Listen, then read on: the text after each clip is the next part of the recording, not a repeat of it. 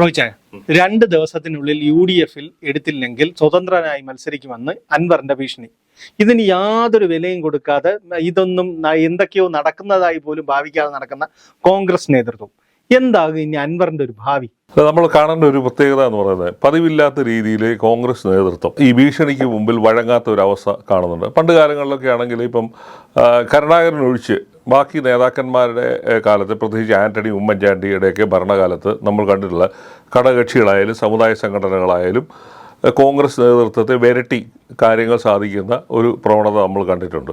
അതിൽ നിന്നൊക്കെ വ്യത്യസ്തമായിട്ടാണ് ഘടകകക്ഷിയിൽ അംഗം പോലുമല്ല, ഫുട്ബോളിൽ പോലും കയറ്റിയിട്ടില്ല, പറയത്തക്ക ഒരു സ്വാതന്ത്ര്യവും അനുവദിച്ചു കൊടുക്കാത്ത ഒരു പാർട്ടി ആയ അൻവറിൻ്റെ പാർട്ടി ഭീഷണിപ്പെടുത്താൻ ശ്രമിച്ചതിനെയാണ് കോൺഗ്രസ് നേതൃത്വം, പ്രത്യേകിച്ച് വി ഡി സതീശൻ്റെ പ്രതിപക്ഷ നേതാവ് വി ഡി സതീശൻ്റെ ഒരു നിലപാടാണ് അൻവറിനെ വെട്ടിലാക്കിയത്. അതായത് എല്ലാവരെയും നേതാക്കന്മാരെയും ഭീഷണിപ്പെടുത്തുന്ന പോലെ ഭീഷണിപ്പെടുത്താം എന്നുള്ള ഒരു ധാരണയായിരുന്നു അദ്ദേഹം കൈവരിച്ചിരുന്നത്.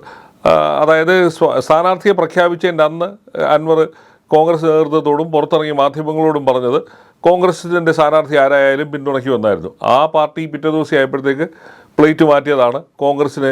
സ്ഥാനാർത്ഥി പ്രഖ്യാപനത്തിന്റെ തലേ ദിവസം വരെ പറഞ്ഞിരുന്നതാണ് ആരെയാണെങ്കിലും സ്വീകരിക്കുമെന്ന് പറഞ്ഞ ആള് പിറ്റേ ദിവസം ആയപ്പോഴത്തേക്ക് പ്ലേറ്റ് മാറ്റി. അതാണ് കോൺഗ്രസ് നേതൃത്വത്തെ പ്രകോപിപ്പിച്ചത്. അപ്പോൾ അവർ അതുകൊണ്ട് തന്നെ മറ്റ് കാര്യങ്ങളൊന്നും ആലോചിക്കാതെ തന്നെ കോൺഗ്രസ് ഹൈക്കമാൻഡിൻ്റെ പിന്തുണയോട് സ്ഥാനാർത്ഥിയെ പ്രഖ്യാപിച്ചു, ആര്യാടൻ ഷൗക്കത്ത്. ഈ ആര്യാടൻ കുടുംബവുമായി അൻവറിന് വളരെ ദീർഘമായ കാലം മുതൽ തന്നെ ആര്യാടൻ മുഹമ്മദിനോടുള്ള വിരോധം നിലനിൽക്കുന്നത്. പ്രത്യേകിച്ച് കോൺഗ്രസ്സിലായിരുന്ന അൻവറിൻ്റെ ഒരു രാഷ്ട്രീയ വളർച്ച ഇല്ലാതെ പോയത് ആര്യാടൻ മുഹമ്മദ് പറയുന്ന ആ ഒരു ആൽമരം അവിടെ നിന്നതുകൊണ്ട് തന്നെ, അതിൻ്റെ ഇടയിൽ കൂടെ രക്ഷപ്പെടാൻ സ്കോപ്പില്ലാത്തതുകൊണ്ടാണ് 2016 അവിടുന്ന്, അതിനു മുമ്പ് തന്നെ 2011 തന്നെ പാർട്ടി വിട്ടുപോവുകയും ഏറനാട് മത്സരിച്ച് സ്വതന്ത്രനായി മത്സരിക്കുകയും 10,000 വോട്ട് വാങ്ങുകയൊക്കെ ചെയ്ത്. അപ്പോൾ അതുകൊണ്ട് തന്നെ ആര്യാടൻ കുടുംബത്തിൽ നിന്ന് വരുന്ന ഷൗക്കത്തിനെ ഒരു കാരണവശാലും സ്വീകരിക്കില്ല എന്നുള്ള ഒരു നിലപാട് തുടക്കം മുതലേ ഉണ്ടായിരുന്നു. അപ്പം അത് അങ്ങോട്ട് കയറി ഡിറ്റക്റ്റ് ചെയ്യാൻ പോയതാണ് കോൺഗ്രസിനെ പ്രകോപിപ്പിച്ചതും അത്തരം ഭീഷണി വേണ്ട എന്ന് തീരുമാനിച്ചു.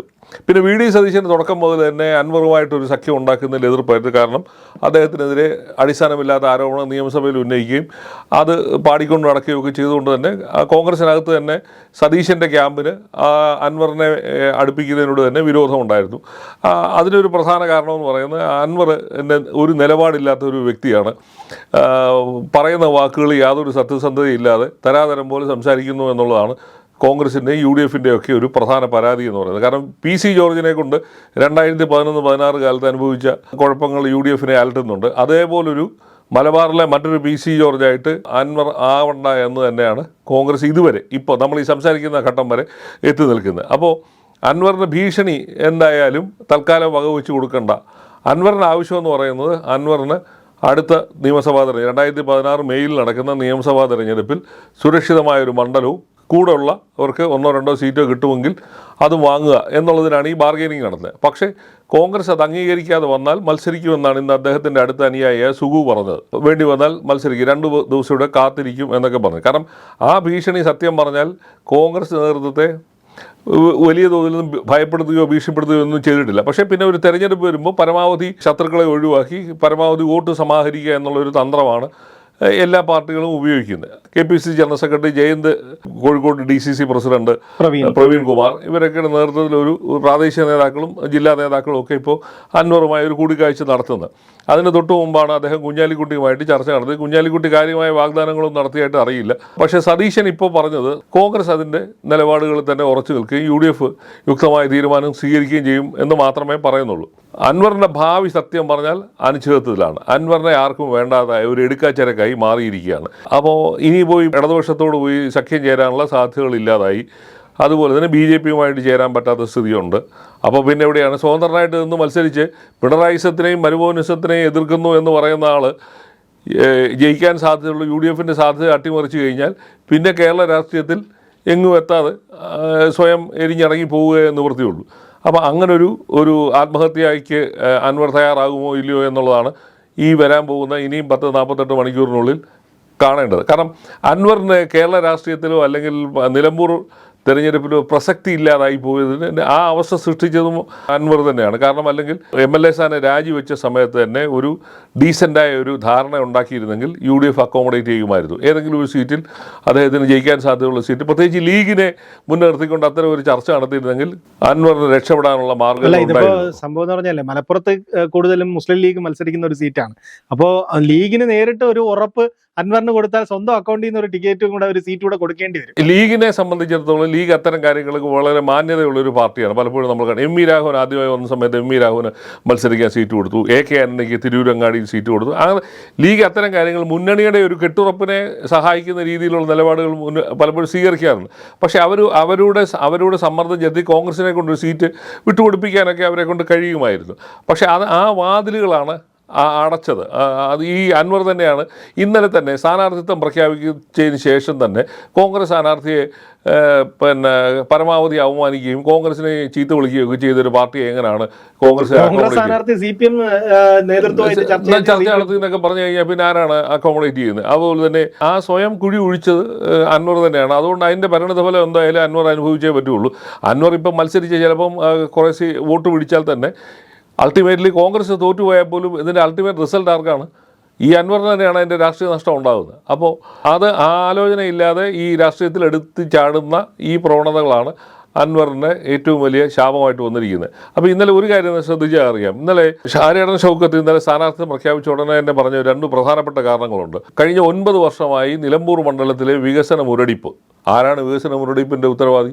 ഈ 9 വർഷമായിട്ട് ഈ അൻവർ എന്ന് പറയുന്ന ആളായിരുന്നു ഇവിടെ ഉണ്ടായിരുന്നത്. അവിടെ തിരിഞ്ഞു നോക്കിയിട്ടില്ലെന്നാണ് അദ്ദേഹം പറയാതെ പറഞ്ഞു വെച്ചിരിക്കുന്നത്. ഇതൊക്കെ തന്നെ തിരഞ്ഞെടുപ്പ് വരുമ്പോൾ വരും. വെറും പിണറായിസം മാത്രമല്ലല്ലോ. നിങ്ങളൊരു MLA എന്നുള്ള നിലയിൽ നിങ്ങൾ എന്തെല്ലാമാണ് ഈ മണ്ഡലത്തിൽ ചെയ്തത്? അദ്ദേഹം ഇന്നലെ വലിയ ആവേശം കൊണ്ട് പറഞ്ഞത് എന്താണ്? വന്യജീവി ആക്രമണങ്ങൾ ഏറ്റവും കൂടുതൽ നേരിടുന്ന കുടിയേറ്റ കർഷകരാണ് ഇവിടെ ഉള്ളത്. ഈ കുടിയേറ്റ കർഷകരുടെ വന്യജീവി ആക്രമണത്തിനെതിരെ അദ്ദേഹം എന്താണ് ചെയ്തത്? ഈ 9 വർഷം ആ ഏരിയയിൽ ഫെൻസിങ് നടത്തുന്നതിനോ അല്ലെങ്കിൽ മറ്റു കാര്യങ്ങൾ നടത്തുന്നതിനോ വനംവകുപ്പ് എന്തെങ്കിലും കാര്യങ്ങൾ നടത്തിയതായിട്ട് അവിടുത്തെ നാട്ടുകാരും പറയുന്നില്ല. അപ്പോൾ ഇപ്പോൾ തൽക്കാലം ഉണ്ടായ അദ്ദേഹത്തിൻ്റെ കുടിയേറ്റ പ്രേമവും ക്രിസ്ത്യൻ പ്രേമവും എന്ന് പറയുന്നതിനകത്ത് യാതൊരു അർത്ഥവുമില്ല. ഇത് ആര്യാടൻ കുടുംബത്തിനുള്ള പക മാത്രമാണ്.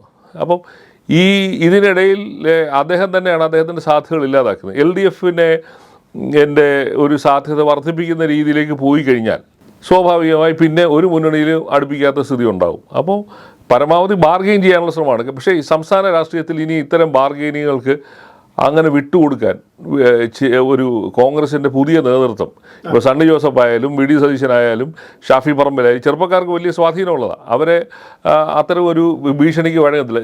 ഒരു കാരണം അതിൻ്റെ ഒരു സൂചന ഇപ്പോൾ VT ബൽറാം, കോൺഗ്രസിൻ്റെ വൈസ് പ്രസിഡന്റ് ആയിരുന്ന VT ബൽറാം ആയിരുന്നല്ല, ഇപ്പോഴും വൈസ് പ്രസിഡന്റ് തന്നെ.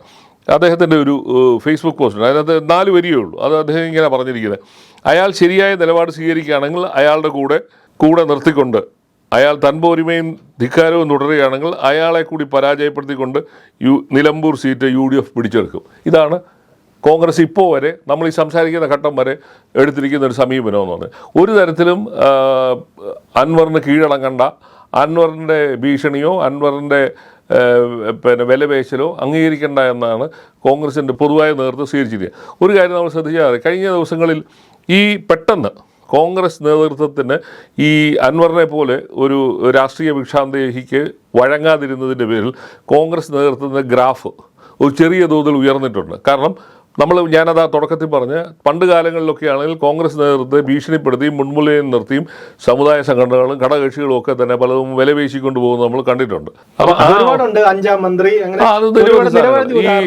ഈ മദ്യനിരോധനത്തിന്റെ സമയത്ത് തന്നെ ആളും പേരും ഇല്ലാത്ത ക്രൈസ്തവ സഭകളിൽപ്പെട്ടവരൊക്കെ തന്നെയാണ് ഭീഷണിപ്പെടുത്തി ഈ ബാറുകൾ നിരോധിക്കുകയൊക്കെ ചെയ്ത്. അപ്പം ആ ഒരു അവസ്ഥയ്ക്കകത്തുനിന്നൊരു മാറ്റമാണ് അത്.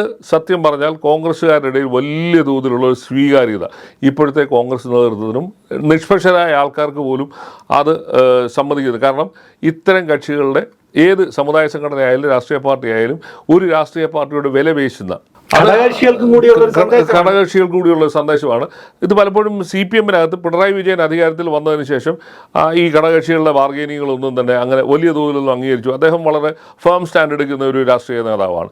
അപ്പോൾ ഇപ്പോൾ ഇന്നലെ കോൺഗ്രസ് സ്വീകരിച്ച നിലപാട്, സണ്ണി ജോസഫും VD സതീശനും ചേർന്നുള്ള കോൺഗ്രസിൻ്റെ പുതിയ നേതൃത്വം സ്വീകരിച്ച നിലപാടിനോട് വലിയ സ്വീകാര്യത കോൺഗ്രസ്സുകാർക്കിടയിലും അതുപോലെ തന്നെ നിഷ്പക്ഷരായ ആൾക്കാരുടെയും വലിയ സ്വീകാര്യത കിട്ടിയതായിട്ടാണ് നമ്മൾ ഈ സോഷ്യൽ മീഡിയയിലൊക്കെയുള്ള ആൾക്കാരുടെ കമൻറ്റും അതിൻ്റെ റിയാക്ഷൻസും ഒക്കെ കാണുന്നതാണ്. അത് ഒരു പുതിയ ഒരു സൂചനയാണ്. അതായത് അനാവശ്യമായ ഭീഷണിക്ക് മുമ്പിൽ കോൺഗ്രസ് വഴങ്ങുന്നില്ല എന്നുള്ളൊരു മെസ്സേജ്. ആ കാര്യത്തിൽ കോൺഗ്രസിൻ്റെ സംസ്ഥാന നേതൃത്വത്തിനോട് തന്നെ കേന്ദ്ര നേതൃത്വം നിന്നു എന്നുള്ളത് ഇവരെ സംബന്ധിച്ചിടത്തോളം ആശ്വാസം ഉണ്ടാക്കുന്ന ഒരു കാര്യമാണ്.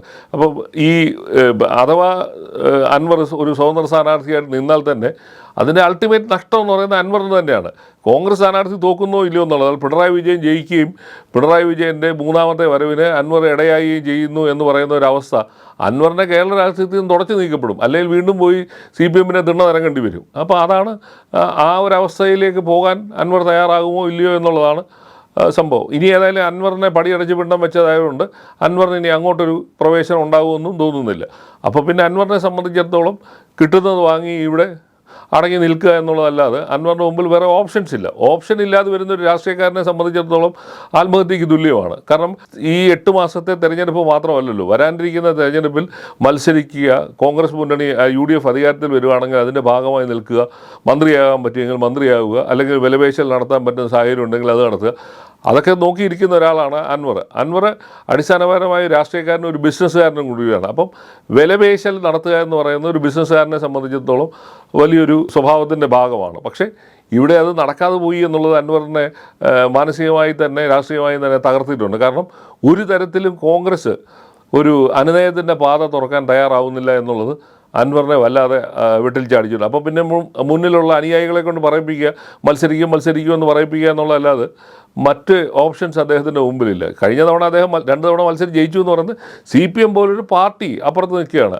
CPM പ്ലസ് നിഷ്പക്ഷ വോട്ടുകളും പ്ലസ് അൻവറിൻ്റെ കൂടെ ആരെങ്കിലും ഉണ്ടെങ്കിൽ അവരോട് ചേർത്തുള്ള വോട്ടാണ് കിട്ടിയത്. പക്ഷേ ആ വോട്ടിൻ്റെ മാർജിൻ 2016 കിട്ടിയതിനെക്കാട്ടിൽ വലിയ തോതിൽ കുറഞ്ഞു. 12,000 വോട്ടിന് ജയിച്ച അൻവർ കേവലം 2,700 വോട്ടിനാണ് 2021 ജയിച്ചത്. അപ്പം ആ ഒരവസ്ഥ ഇനി ഉണ്ടാവണമെന്നില്ല.